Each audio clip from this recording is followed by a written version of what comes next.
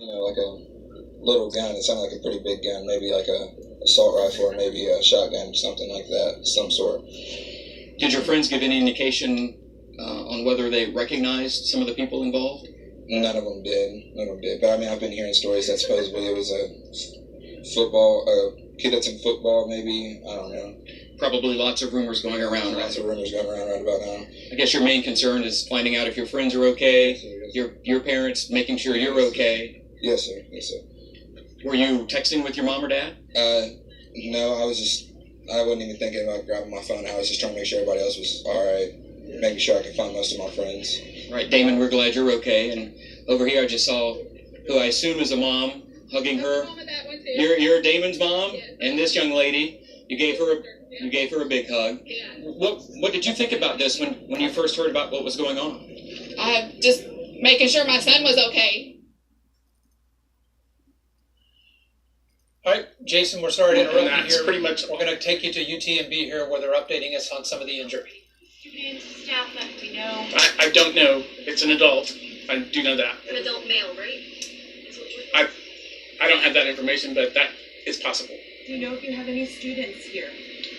We have one person under 18 who I assume was a student. And the other two are adults? Yes. Peers?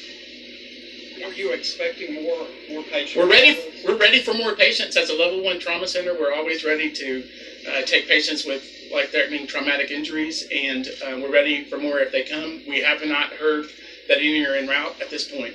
I had heard that you had just done a mass casualty drill just a few weeks ago to prepare for something like this. Can you just talk about what it's like right now in the emergency room? People are taking care of the patients and waiting for more. There's personnel. We had additional personnel in. There's additional trauma surgeons in, anesthesiologists, and they're ready for more patients if they come. Now you say you have one in surgery, the other two, did they go into surgery already or did they not need surgery? One's in the emergency department and one is already been admitted to the hospital. So will they need surgery too? Or I don't know that yet. They're still assessing their conditions, and I'll let you know at 11:45 when we provide the next update. If there are parents out there who don't know where their child is at or their loved one is at, should they come to the hospital? What can you say to those people? We have an area set up with our social workers in the emergency department. If there are parents who show up, we will try to help them the best we can to find out what's going on with their children. And I'm sure at that scene, which is, I hear is very chaotic from the reports that we've gotten, there are resources for parents there also. And are there people starting to show up? People's loved ones? I don't have that information. We did have a couple of family members accompany a patient, but that's all I know. What is it like for you guys right now to see this happening in your trauma center? It's heartbreaking. Our hearts go out to Santa Fe, the students and the residents. those people that aren't in surgery, is that a sign that they are okay, that this is... I don't know their condition. They may require additional care, but I don't know the extent of their injuries or what they're going to need later on yet. Dr. Sharma, do you have anything else to add as well?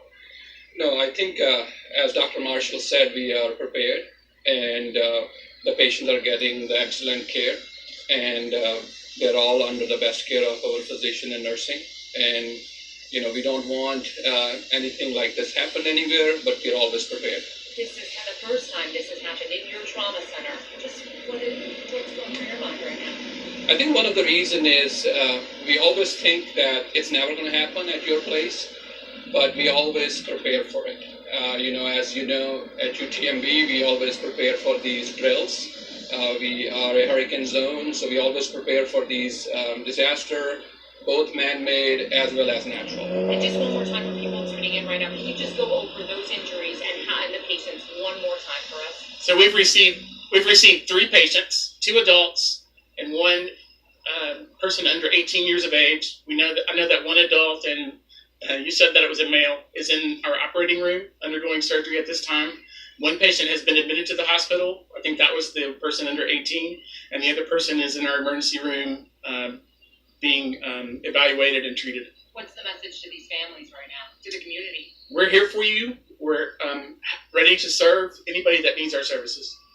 Thank you, doctors. We'll let you get back to it. Thank you. Thank you so much. Another update at 11:45. Okay. So you're just Even listening to officials there at UTMB, they say that they have 3 patients in their care right now from the Santa Fe scene. 2 of them are adults. 1 of them is under the age of 18. 1 patient in surgery, 1 admitted to the hospital who was under 18, and then that 3rd person in the emergency room right now being evaluated. And we'll expect another update from them here in about an hour and a half, and hopefully some good news coming from the hospital that those people who are in the emergency room and in the operating room come out of this okay. But we're talking about, it sounds like 1 student and 2 adults. We heard that possibly an officer was injured this morning as well. We don't know if that officer is one of the 2 adults. Right. Let's check in right now with one of our reporters, David Gonzalez at Santa Fe PD right now. David, what are you learning at your location about this?